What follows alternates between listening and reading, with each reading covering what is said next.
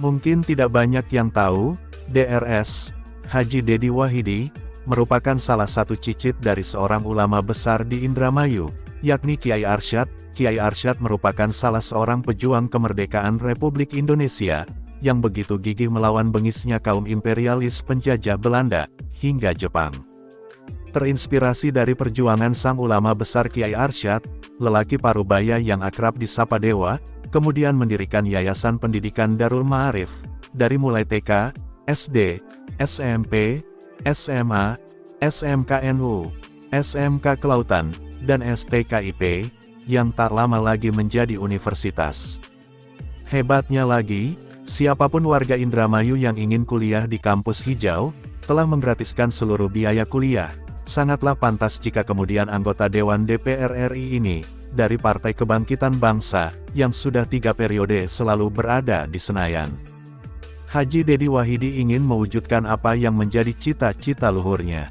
Haji Dedi Wahidi pernah duduk di Komisi 10 DPR RI 2 periode, Komisi 10 yang membawahi salah satunya bidang pendidikan. Warga Indramayu mendaulat Haji Dedi Wahidi sebagai pahlawan pendidikan di Kabupaten Indramayu. Di periode ketiga ini Haji Dedi Wahidi, duduk di Komisi 5, yang membidangi infrastruktur, dan pertanian. Masih banyak PR yang belum direalisasikan. Insya Allah sarana dan prasarana pertanian yang tidak memadai, akan diusulkan dan diperjuangkan, karena betapapun itu, adalah hak rakyat. Itu panggilan saya. Saya lalu kemudian melakukan evaluasi, perlawanan terhadap penjajah, karena jihad. Artinya kalau meninggal, syahid. Misi kemerdekaan harus pintar. Maka anak-anak kita perlu sekolah. Yang kedua, saya juga terpanggil oleh pemuda-pemuda lain. Pemuda Muhammadiyah, pemuda Al-Wasliyah, pemuda PUI. Mereka kan punya sekolah. NU nggak punya sekolah. Katanya NU besar tapi kan nggak punya sekolah. Maka kemudian saya mendirikan sekolah itu bernama NU. Di sini kan NU semua. Ya. Nah sekarang murid-murid saya sudah bertebaran alumni di mana-mana. Ada yang jadi tentara dia, ada yang jadi polisi mereka. Yang PNS banyak sekali, ada yang kepala sekolah dan sebagainya. Jadi alhamdulillah, ya itu yang membuat saya semangat. Ditambah-tambah lagi setelah saya jadi wakil bupati, saya melakukan gerakan-gerakan peningkatan kualitas pendidikan. Setelah saya di DPR RI, saya juga masuk ke Komisi 10 selama 2 periode. Saya ingin meningkatkan pendidikan. Sampai kemudian SD gratis, SMP gratis, karena dibayar oleh pemerintah. Tugasnya DPR kan bikin anggaran. Nah, saya usulkan anggaran bagaimana sekolah gratis. Termasuk ya di STKIP ini, saya membuat program namanya KIP Kuliah. Dulu program pertama namanya Bidik Misi, beasiswa Bidik Misi, untuk anak miskin. Sekolah kuliah di mana saja itu gratis, nggak boleh dipungut biaya. Tahun 83 saya mendirikan sekolah SMP. Yang pertama itu SMP. Dan di sana di dalam namanya SMP NU.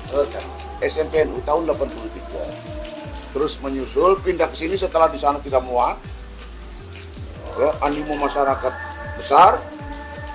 Tanah-tanah desa terbatas sekali. Lalu kemudian patunganlah masyarakat beli tanah di sini.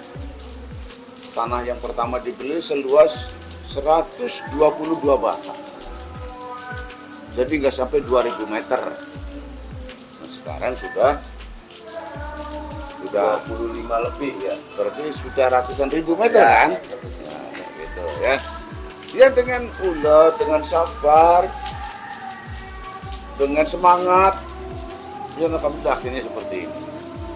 Jadi setelah SMP lalu saya buka SMA, setelah SMA lalu saya buka SMK, setelah SMK lalu saya buka TK, setelah TK lalu saya buka lagi SD, lalu kemudian saya buka pesantren, lalu saya buka SMK Kelautan, saya buka STKIP, ada 9 lembaga.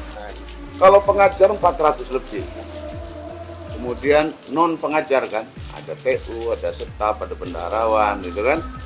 Yaitu kurang lebih yang itu sekitar 50 orang, jadi 450 orang. Insya Allah tahun depan. Tahun depan ya? Tahun depan insya Allah menjadi universitas. Nah itu nanti akan ada penambahan fakultas. Betul. Ada fakultas pertanian, yang kemudian ada fakultas teknik, kemudian ada fakultas MIPA, dan ada fakultas agama. Ada 4 fakultas tambahan. Dari 3 yang sudah ada. Sekarang 3 itu prodi, Pak. Yang prodi ini nantinya menjadi FKIP, Fakultas Keguruan Ilmu Pendidikan. Jadi Fakultas FKIP ini Keguruan Ilmu Pendidikan 3 prodi, Pak. Ya, sekarang ini. Yang ini sekarang nanti menjadi FKIP, Fakultas Keguruan Ilmu Pendidikan. Nanti akan ada tambahan lagi 4 fakultas. Teknik, pertanian, MIPA, dan agama. Setiap sekolah masing-masing walaupun satu hamparan kan masing-masing ada batasannya secara tidak langsung.